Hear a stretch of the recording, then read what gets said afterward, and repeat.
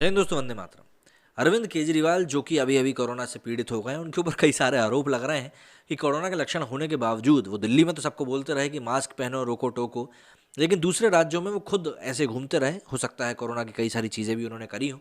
बहरहाल इन सभी चीज़ों के बीच में उनकी आलोचना नई शराब नीति को लेकर भी हो रही है, और इस आलोचना के बारे में बात करना इसलिए ज़रूरी है क्योंकि अरविंद केजरीवाल की ये आलोचना करी है उनके पुराने संगी साथी, उनके पुराने दोस्त, उनके पुराने यार, कुछ भी कह लीजिए, कुमार विश्वास ने।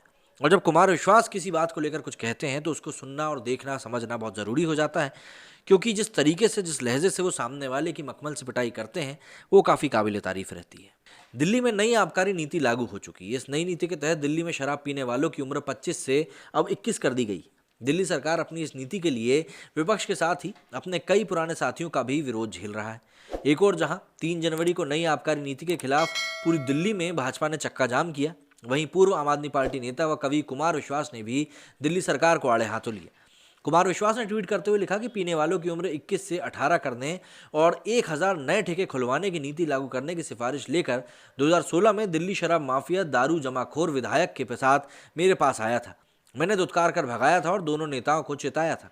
अब छोटे वाले के साले ने 500 करोड़ की डील में मामला सेट कर दिया है। ऑब्वियस सी बात है, यहाँ पर इशारा काफ़ी क्लियर कट था।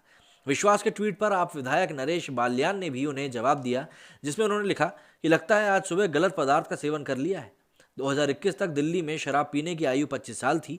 नई नीति के बाद 21 साल कर दी गई है। दूसरा तथ्य ये है कि शराब का एक भी ठेका नहीं बढ़ा है, 4 कम हुए हैं। बाकी हमें पता है कि राज्यसभा का दर्द जीवन भर रहेगा, ऐसे ही झूठा फैलाते रहें। ऑब्वियस सी बात है, इस तरह की बातों के तो मतलब वाद विवाद चलते रहेंगे। इसके ऊपर कुमार विश्वास ने लिखा कि चोर जो चुप ही लगा जाता तो वो कम पिटता। बाप का नाम बताने की जरूरत क्या थी, मैंने तो बस दारू जमाखोर विधायक लिखा था। तुम ही आए थे, ये जताने की क्या जरूरत थी बालक। बीजेपी अध्यक्ष आदेश गुप्ता और भाजपा नेता तजिंदर पाल सिंह बग्गा ने भी नई एक्साइज पॉलिसी को लेकर केजरीवाल सरकार को यहाँ पर घेरा है। तजिंदर पाल सिंह बग्गा ने यहाँ पर ट्वीट करते हुए लिखा कि केजरीवाल द्वारा दिल्ली में 1000 जगह मोहल्ला ठेका बनाए जाने के खिलाफ दिल्ली बीजेपी का चक्का जाम। आदेश गुप्ता ने ट्वीट करते हुए लिखा कि केजरीवाल सरकार की नई शराब नीति के विरोध में भाजपा की लड़ाई जारी रहेगी।